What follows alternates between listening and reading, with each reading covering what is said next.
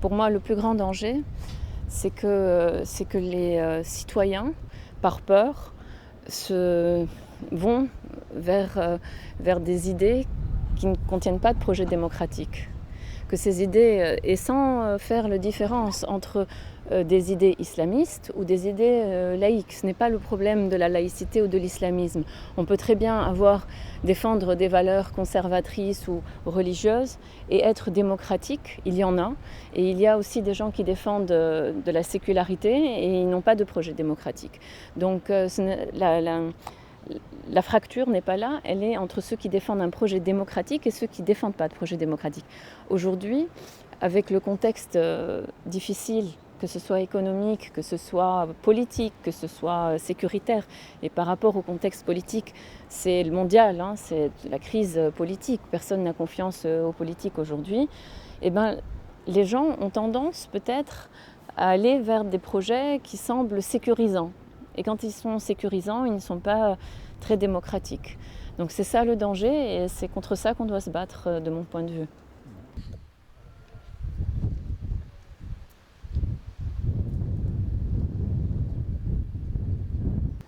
Il y a les deux. Et comment dire ? C'est-à-dire, si on regarde, je vais faire un petit détour. Je dirais, si on regarde, on analyse ce qui se passe aux États-Unis, en France ou en Allemagne. L'Allemagne, je ne connais pas très bien, mais je connais bien la France et je regarde beaucoup ce qui se passe aux États-Unis. Je vois que les hommes politiques essayent de manipuler beaucoup les règles pour pouvoir accéder au pouvoir. C'est humain. Mais les règles sont établies. Et donc, on s'attend à ce qu'ils vont faire et il y a des recours. Bon, autant que possible, mais on peut critiquer aussi, il y a beaucoup de choses à critiquer. Chez nous, c'est plus fragile, les règles sont plus fragiles, on ne les connaît pas très bien, on est en train d'apprendre, même les gens qui sont des savants dans ça sont en train d'apprendre. Ils sont en train d'expérimenter, de faire des interprétations, de revenir sur leurs interprétations. Donc dans un cadre aussi fragile, ce côté humain de vouloir tricher devient plus dangereux. Et il existe, je ne pense pas qu'il existe plus qu'ailleurs, il existe autant qu'ailleurs, sauf que le contexte étant très fragile, ce que ces gens font, ça peut avoir des conséquences très très graves. Après, en tant que citoyen, on peut être déçu en se disant mais on est dans une période tellement importante pour nous, tellement historique. Comment des gens peuvent encore tricher ou pourquoi ils ne voient pas l'intérêt général? Mais là encore, ça c'est un peu l'émotion qui va parler, mais en réalité, si on prend du recul et on regarde les choses avec le recul nécessaire, on sait que ça existe partout, que l'être humain est comme ça, et puis en plus, l'intérêt général pour moi, c'est pas l'intérêt général pour quelqu'un d'autre. Il y a des gens qui pensent que tous les moyens sont bons pour arriver à ces buts. Donc tout ça fait que oui, l'ambiance n'est pas toujours facile, mais c'est à nous de rester toujours très vigilants. C'est à nous de garder le temple, on va dire. C'est à nous de faire en sorte, les citoyens, quand je dis nous, je parle des citoyens, de faire en sorte que ça aille dans la bonne direction. Et c'est ce qu'on a fait. C'est ce que la plupart d'entre nous on a fait. Donc chacun a sa manière, qui avec des analyses, qui avec du terrain, en allant manifester, chacun a sa manière. Mais on l'a fait et c'est ce qu'on appelle la société civile. Maintenant, la société civile aussi est fragile, elle aussi elle est manipulable, elle aussi elle contient des gens qui sont parfois politiques et pas neutres, mais ça fait partie de l'apprentissage. Donc je reste optimiste malgré tout. Oui.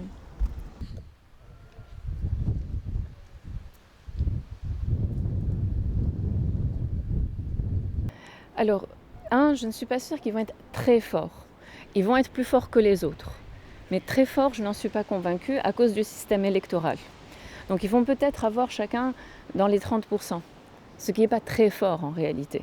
Et ils vont être obligés soit de s'allier ensemble, soit de s'allier avec les autres. J'espère que chacun pourra s'allier avec les autres aussi et on aura à ce moment-là des blocs, quelque chose de plus démocratique.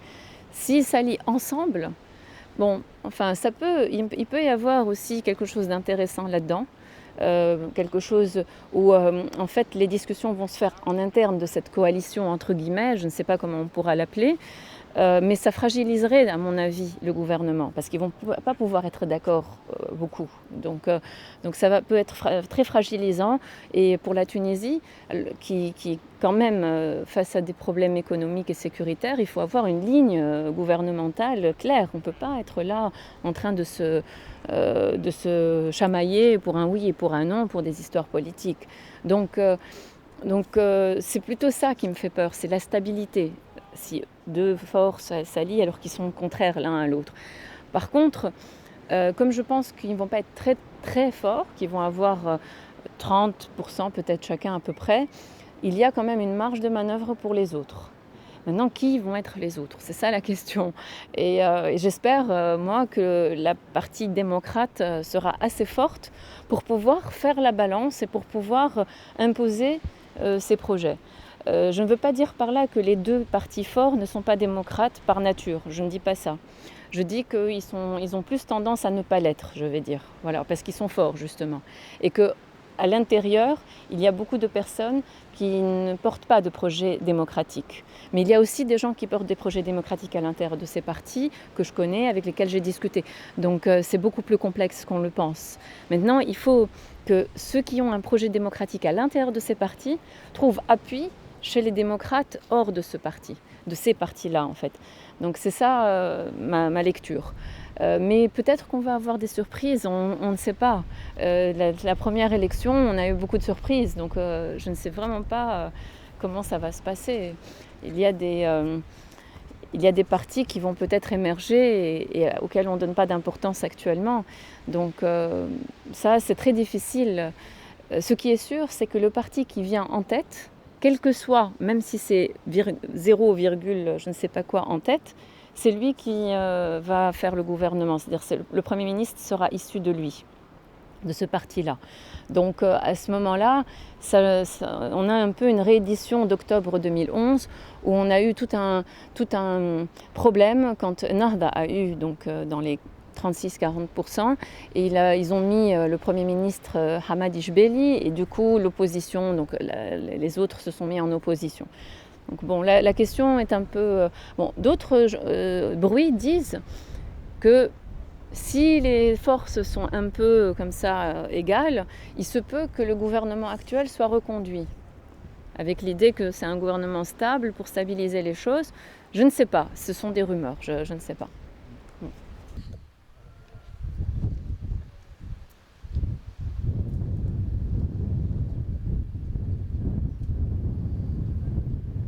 Je ne le crois pas. Peut-être qu'ils vont tenter. Ils vont tenter de le faire au départ, mais je ne crois pas qu'à terme, ils vont saboter. Parce que je pense que c'est dans l'intérêt de personne, réellement. Je pense que les dernières années nous ont démontré que, un, c'est dans l'intérêt de personne de saboter, et deux, que les Tunisiens en général ont un grand sens du compromis. Donc je ne pense pas, je ne crois pas. Je crois que chacun, d'abord le parti Nahda, je pense qu'il s'est beaucoup adapté à la situation tunisienne. Peut-être que certains sont venus avec certaines idées au début. Ils avaient eux-mêmes, c'est un parti très complexe, très grand, avec beaucoup de différents courants. Donc on a bien vu que le courant majoritaire aujourd'hui, ou en tout cas celui qu'on voit, même si je ne sais pas s'il est majoritaire ou pas au sein du parti, mais ce qui transparaît, c'est un courant modéré et qui a su s'adapter, qui sait communiquer aussi. Donc je pense que c'est le courant de la raison. Ça, d'une part. Et de l'autre côté, c'est la même chose. On voit quand même des positions très raisonnables d'accepter le dialogue. Donc je ne crois pas du tout que les extrêmes puissent saboter, à moins qu'il y ait des attentats et qu'on rentre dans d'autres choses, qu'on rentre dans de la violence. Là, c'est autre chose. Mais je ne crois pas que ce soit les partis qui seraient derrière tout ça. Je pense que c'est plus les courants extrêmes de Nahda ou d'autres, je ne sais pas, ou peut-être même pas de Nahda, je ne sais pas.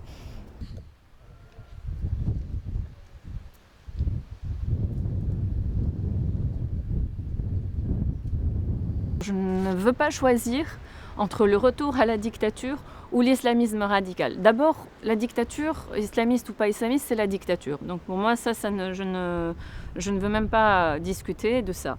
Après, je ne vois pas pourquoi est-ce qu'on devrait nous culpabiliser ou faire du chantage de signes comme s'il devait y avoir soit les uns soit les autres. Pour moi, il y a la démocratie et la démocratie, c'est des risques. Ok, mais je fais la question. Alors, Oui. cette décision entre les deux extrêmes radicales, retour de la Oui. garde vieille ou islamisation Sag jetzt Oui. mal zu meiner Hand in die Ja. Richtung. Sag ihr das. Geht schon. Ja. Bon. Donc pour moi, il n'y a pas de question comme celle-là. C'est-à-dire je refuse la question, je refuse de choisir. Ce n'est pas les mêmes termes. Retour des anciens, ça veut dire retour de la dictature. Si c'est retour de la dictature, c'est non. Islamisme radical, c'est encore plus non, mais c'est non de la même façon en réalité. C'est non, non. Donc je ne veux pas choisir. Il n'y a pas de raison de choisir. La démocratie, on accepte les risques de la démocratie qui sont de laisser tout le monde parler. Mais c'est aussi, la démocratie, c'est la confiance dans le citoyen. Et je pense que les citoyens sont assez intelligents, assez éduqués pour savoir ce qui est bon pour eux. Et l'islamisme radical n'est certainement pas bon pour eux, et ils le savent très très bien. Et on le voit en Tunisie, on se promène dans la rue, on voit comment les gens sont, comment ils sont habillés, comment ils parlent. C'est-à-dire que si l'islamisme radical vient un jour, ce sera par la violence. Ce ne sera pas par les urnes. Et s'il vient par la violence, ça veut dire qu'il y a une bataille. Et dans ce cas-là, je ne vois pas pourquoi la dictature pourrait mieux se protéger contre l'islamisme radical qu'une démocratie. Au contraire, dans une démocratie, tous les citoyens ensemble se sentent touchés par ce qu'ils vivent, par leur pays. Donc tous ensemble, ils lutteront contre l'islamisme radical. Donc pour moi, la question ne se pose même pas. Par rapport aux anciens, alors qu'il y ait des gens de l'ancien régime qui se présentent aux élections, je suis contre l'exclusion. Je pense que c'est aux citoyens de choisir et qu'ils ne choisiront pas des gens de l'ancien régime. J'en suis certaine. Bon, peut-être que je me trompe, peut-être que dans quelques mois je serai dépitée, mais je ne pense pas. Maintenant, ça veut dire quoi être ancien régime? C'est la question. Il y a eu 60 ans de régime autoritaire et dictatorial avec beaucoup de gens qui ont travaillé dans l'État. Où commence, où s'arrête être de l'ancien régime? La question est là. Et c'est pour ça que je fais confiance aux citoyens. Je pense que les citoyens, lui, sait faire la part des choses.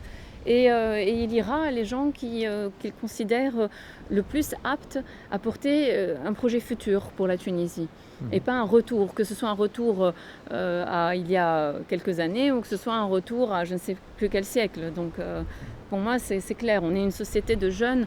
On a, je ne sais pas, la moitié des gens sont jeunes. Jeunes moins de 25 ans. Donc non, je ne... Voilà.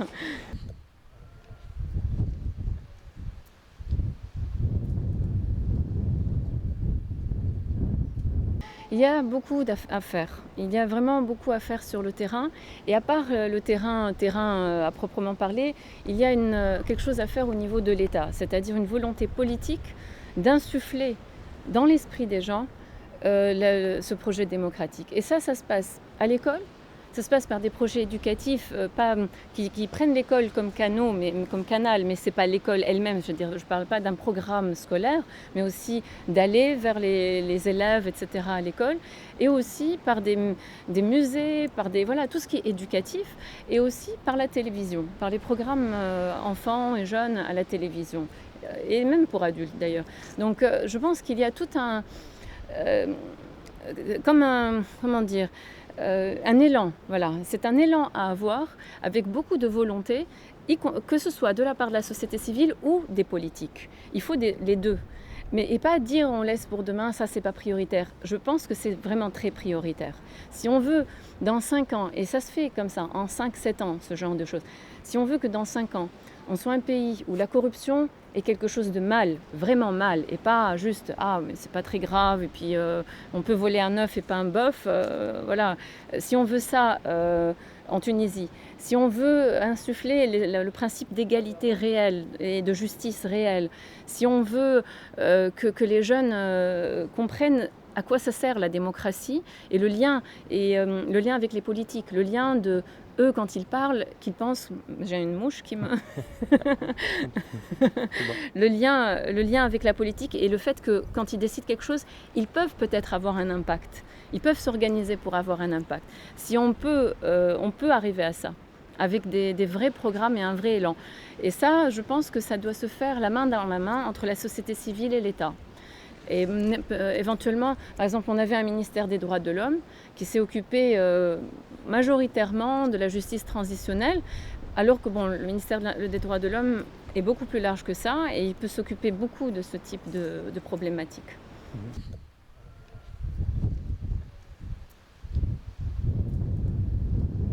Il y a des gens qui travaillent sur ça, qui sont en train de travailler sur des petits mémoriaux locaux, sur la justice transitionnelle, sur la mémoire en fait de tout ça. Et il y a aussi un grand projet avec l'Allemagne sur un mémorial, mais pour le moment c'est au niveau de la société civile. Il n'y a rien au niveau étatique, c'est normal, parce que les gouvernements n'étaient pas stables jusqu'à aujourd'hui, donc il n'y avait pas d'interlocuteur finalement réel. J'espère après les élections, tout dépendra de qui va être élu, mais j'espère que ce type de projet pourra prendre forme. Mais là, moi j'ai une position aussi par rapport à ça. Je défends beaucoup le fait qu'il y ait des mémoriaux ou des parcours mémoriaux. Mais il faut aussi que les gens ne se positionnent pas comme des victimes de ce qui s'est passé. Le caractère de victime devient après de la victimisation. Et la victimisation, pour moi, c'est contre-productif pour la démocratie. Parce que quand on est une victime, on n'agit pas, on n'est pas proactif. On est là, on est en train de se lamenter sur son sort et on attend toujours que l'État nous donne. Alors que c'est à nous de faire et d'aller chercher. Donc je pense que ces projets doivent se baser sur l'héroïsme de ceux qui se sont battus, plus que sur la victimisation. Ça, c'est ma position.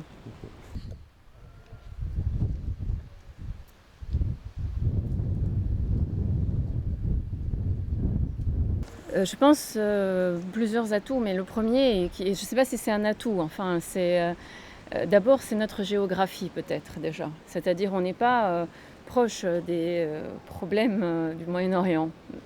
Bon, vraiment, je recommence.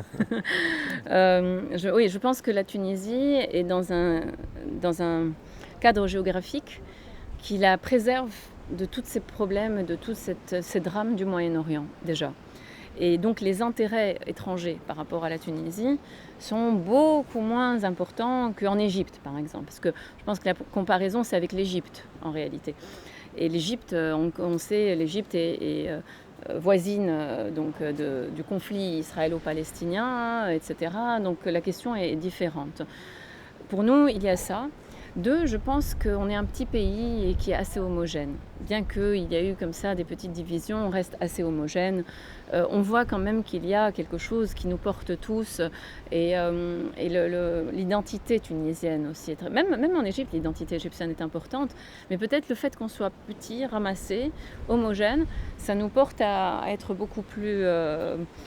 voilà, c'est plus solide. Et aussi la classe moyenne. On a une classe moyenne importante, qui est le résultat d'ailleurs des deux dictatures. Il faut être honnête et de rendre à César ce qui est à César. Donc il y a eu une politique qui a permis l'émergence d'une classe moyenne, c'est-à-dire de personnes qui ont un revenu stable et qui, quelque part, souhaitent toujours mieux, qui souhaitent mieux pour leurs enfants, qui souhaitent ne pas avoir un plafond de verre, en fait, qui souhaitent pouvoir monter et qui sont quand même assez stables financièrement pour pouvoir s'exprimer et pas être juste pensé à manger. Donc ça, cette classe qui est quand même importante, qui s'est détériorée les dernières années de la dictature, elle s'est détériorée, je ne sais pas si c'est à cause du régime ou à cause de la mondialisation ou à cause, parce qu'on voit ça partout dans le monde en fait, mais elle s'est beaucoup détériorée, mais elle reste présente. Et je pense que c'est ça qui fait la grande différence aujourd'hui. Et c'est pour ça qu'il est très important de préserver notre classe moyenne et de la grandir encore plus dans l'avenir. Et c'est peut-être aussi les combats de demain pour le projet démocratique. C'est-à-dire un projet démocratique, ce n'est pas uniquement les libertés politiques. C'est aussi une stabilité socio-économique et une justice sociale, une égalité des chances. Si être démocratique, c'est avoir des très très très riches et des très très très pauvres, c'est pas ça la démocratie. Donc ça aussi c'est le défi de demain. Et j'espère que ce sera les points aussi de discussion demain en fait.